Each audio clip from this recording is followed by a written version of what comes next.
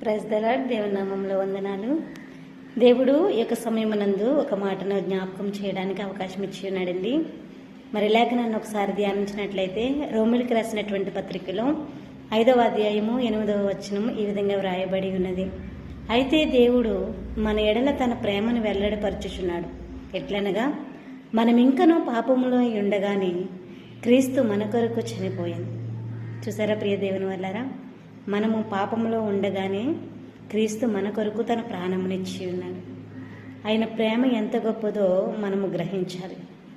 ఒక వ్యక్తి తను ఒక నది ఒడ్డున నడుస్తూ వెళ్తూ ఉన్నప్పుడు ఒక తేలు ఆ యొక్క ప్రవాహంలో కొట్టుకుని పోతూ ఉన్నది.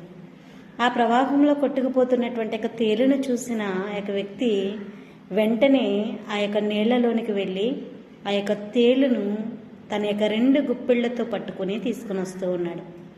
తీసుకుని వచ్చే మార్గంలో అది యొక్క తేలు యొక్క స్వభావం ఎలాంటిదని అంటే అది కరవడము దాని యొక్క స్వభావం. ఆ వ్యక్తి 2 చేతుల్లో పట్టుకుని ఆ తేలుని తీసుకొస్తుంటాయని మరి ఒడ్డుకు వచ్చేంత వరకు కరుస్తూనే ఉన్నది. వెంటనే పక్కనున్న వ్యక్తి చూసి, ఎందుకయ్యా అది నిన్ను కరుస్తూ ఉంటే నువ్వు దాన్ని ఎందుకు విడిచిపెట్టట్లేదు అని అన్నప్పుడు ఆ వ్యక్తి అన్న మాట ఏంటో తెలుసా ప్రియ దేవుని వల్లరా, కరవడము దాని యొక్క స్వభావము, యొక్క ప్రాణి యొక్క ప్రాణమును కాపాడుట అది నా ధర్మమై ఉన్నదని ఆ వ్యక్తి సెలవిచ్చాడు. ఈ యొక్క విషయాన్ని జ్ఞాపకం చేసుకుని దేవాతి దేవుడు మరి ఆయన మనం ఎంత పాపులమైనప్పటికీ పదే పదే మన పాపముల చేత ఆయన యొక్క గాయములు రేపుతున్నప్పటికీ కూడా ఆయన మనల్ని విడిచిపెట్టే దేవుడు కాదు. మనము పాపులము. ప్రతి నిత్యము మన యొక్క క్రియల చేత, మన ఆలోచన చేత, మన యొక్క పాపముల చేత మనము చేసేటువంటి అపరాధ దోషములను బట్టి ఆయన ప్రతి దినమును కూడా బాధించబడుతూ ఉన్నాడు.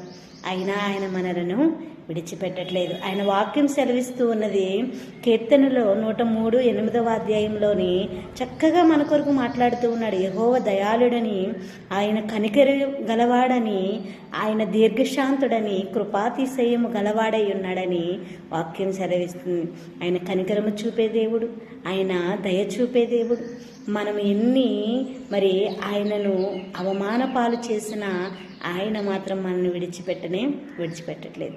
మరి నేను కూడా మనలను ప్రేమించే దేవుడు, మనలను విడిచిపెట్టక మనల్ని నడిపిస్తున్న దేవుడు, ఆయనలో ఉన్నటువంటి యొక్క జాలి, ప్రేమ, కనికరము ఇవన్నీ కూడా మనము కలిగి మనమును క్రీస్తు వలె నడుచుకోవాలని ఆయన ఆశపడుతున్నాడు. మరి మనం ఎలా జీవిస్తున్నాం? ఈ లోకంలో నేను ఎవరి ముందు తగ్గకూడదు,